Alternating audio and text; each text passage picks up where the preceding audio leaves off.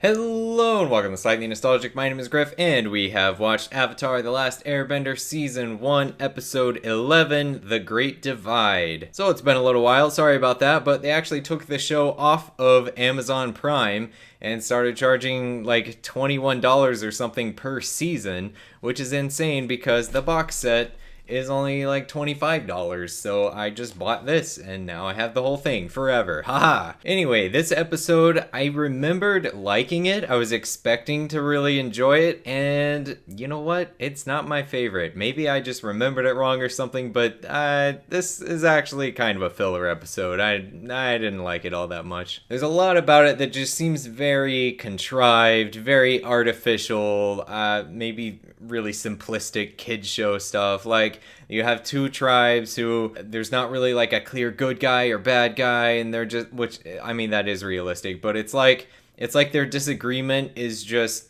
this very childish, stupid disagreement, and they don't even know exactly why they disagree or why they're feuding.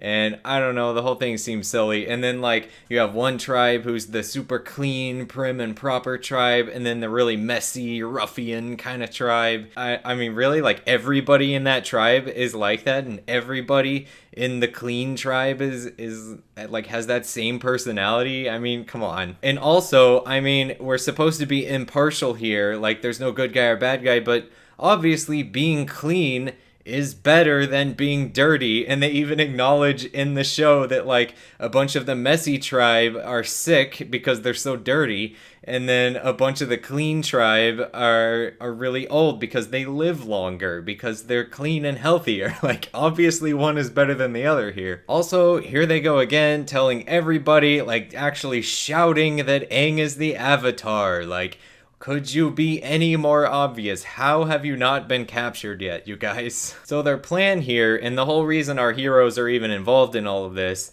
is they're getting all the sick and old people, all the sick people from the messy tribe and the old people from the clean tribe together on Appa, and Appa's gonna fly them across. For some reason, Appa can't just make multiple trips, but whatever. Maybe he just doesn't actually fly that fast. I don't know. But all the old people from the clean tribe are gonna get sick from being in such close quarters with the sick people from the like, they're all just gonna die. That's a horrible situation. What a terrible plan. Unless they just have food poisoning, I guess, which would make sense. Like, if they're messy, then they're just like accidentally eating spoiled, dirty food or something. I don't know. Another thing I don't like, there's no Zuko and Iroh scenes in this whole episode. We have no idea what they're up to. I mean, they pretty quickly became my favorite part of this show the first time through. Like, Zuko's story arc in particular is probably the most interesting part of this whole series.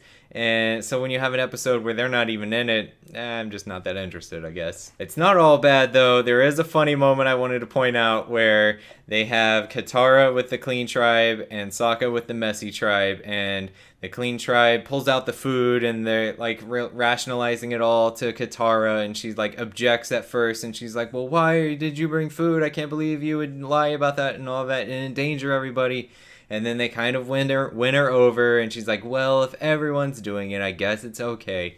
And then they cut over. You expect the same thing to happen with Sokka's side, but they just like hand him food, and he just immediately eats it. And then they start giving him the rationalization. He's like, yeah, okay, whatever. And he's just eating the food. And then I was really rolling my eyes at first at the ending, but it turned out that wasn't as bad as it seemed at first, because they have Aang say, oh, actually, I knew these people, like the backstory of why the two tribes hated each other, where this disagreement between these two people and their legends or whatever who were fighting over this orb, and they each had a different side of the story that made their guy seem like the good guy.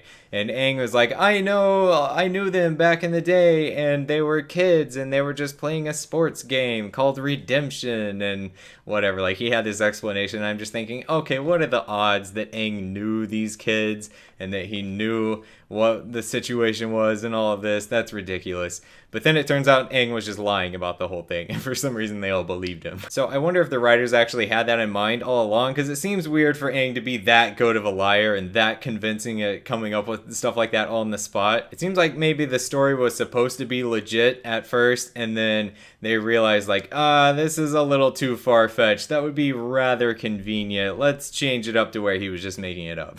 But that's all I've got for this episode. Be sure to watch the next one, which is The Storm, if you're following along with me. And thanks so much for watching. I'll see you next time. Okay, bye.